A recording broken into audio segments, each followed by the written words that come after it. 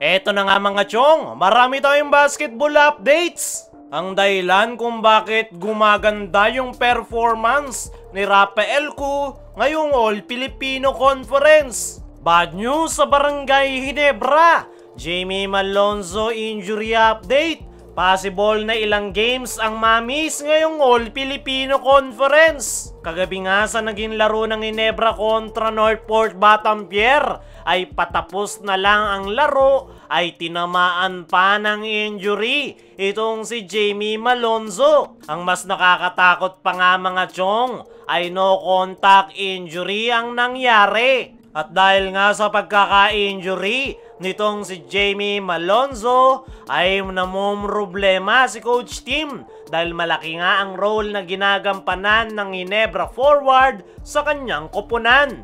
Ayon nga sa mga source ay possible nga raw na matagalan bago makabalik sa paglalaro itong si Jamie Malonzo. Ipina-check na nga sa doktor at ang pinaka-worst case scenario na possible na injury ni Jamie Malonzo ay Achilles rupture injury. At kung sakaling yan talaga ang iniinda niya ngayon ay possible na ma-out siya sa Ginebra ngayong All-Filipino Conference dahil aabutin ng 3 to 6 months ang recovery ng Achilles rupture injury. Sa ngayon ay patuloy pa rin na chinecheck ang binte nitong si Jamie Malonzo at umaasa nga ang Barangay Ginebra coaching staff lalong-lalo na itong si Coach Tim Cone na walang punit na kahit anong ligament sa binte ni Malonzo dahil malaking problema nga daw sa kanilang koponan kapag nawala ang nasabing forward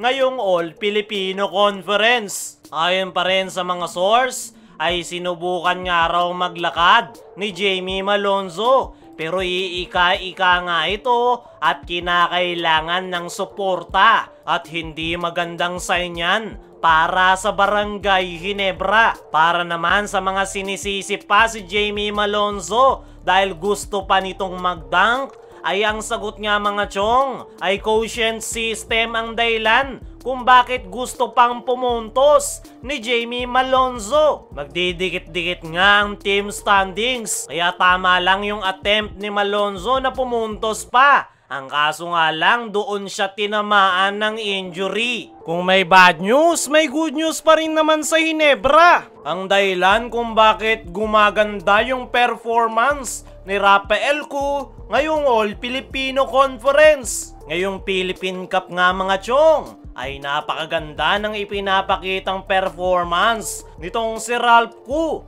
Mainit nga siya pagdating sa 3-point area. At kagabi nga kontra Northport Batampier ay muntikan niya pangang maitala ang kanyang first triple-double sa PBA. Napakalaki talaga ng inimprove ng laro nitong si Ralph Cu.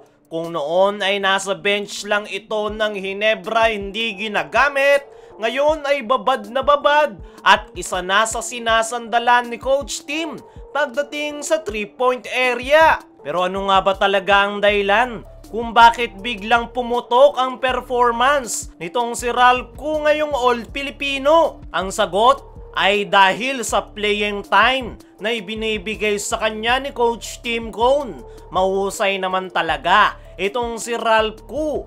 Kulang lang talaga sa playing time. Pero bukod sa minuto na kanyang nakukuha ay ang isa rin sa dahilan kung bakit maganda ang inilalaro nitong si Ralph Cu ay dahil minomotivate ito ng kanyang mga teammates. At ang pinaka nagmamotivate kay Ralph Cu ay itong si Scottie Thompson. Ay nga mismo kay Ralph Cu sa kanyang latest interview ay si Scottie Thompson nga raw ang dahilan kung bakit maganda yung pinapakita niyang performance ngayong All-Filipino Conference. Lagi nga daw sinasabi sa kanya ni Scottie na tumira lang ng tumira at huwag matakot lalo na sa crucial minute. Magaganda rin daw yung pasa sa kanya ni Scottie at palagi siyang hinahanap kaya naman nabubuo raw yung kanyang kumpiyansa. Ang mga naging payo nga ni Scottie sa rookie na si Rafael Cu na huwag mag-alinlangan Pag libre, ay ganun din ang payo sa kanya dati ni L.A. Tenorio. Noon si Scotty yung tinetrain ni L.A. Tenorio na maging better player. At ipinapasa niya nga yan dahil sa ngayon, si Scotty na yung nagtitraining dito kay Rafael Cu at talagang hinuhulman niya yung Ginebra rookie na makabuo ng kumpiyansa sa sarili. At kita nyo naman yung ipinapakita ngayon ni Ralph Cu. Nabawasan na nga yung kanyang pag-aalinlangan at nabubuo na yung kanyang kumpiyansa na tumira nung tumira sa 3-point area. Hindi na nga bago sa Barangay Ginebra na meron silang big man na may tira sa 3-point area. Kung noon meron silang Prince Capiral, pero mas maganda nga yung pinapakita ngayon ni Rafael Cu.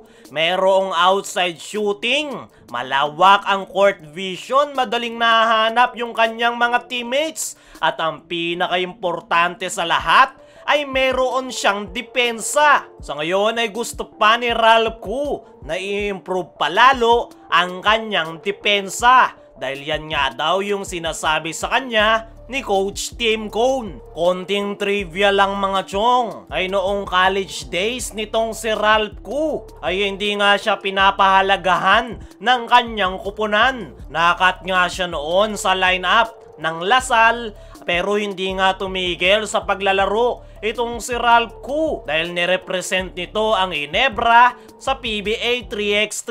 At sa nakalipas na PBA Rookie Draft ay marami ang nagtataka kung bakit ito yung kinuha ni Coach Tim Cone over Kim Aurin. Pero ngayong All-Filipino nga ay pinapatunayan ni Ralph Cu na tama yung desisyon ng Barangay Ginebra. At napakaganda nga ng storya na yan ni Ralph Cu. Hindi siya sumuko sa kanyang pangarap at nagbunga ang kanyang pagsusumikap.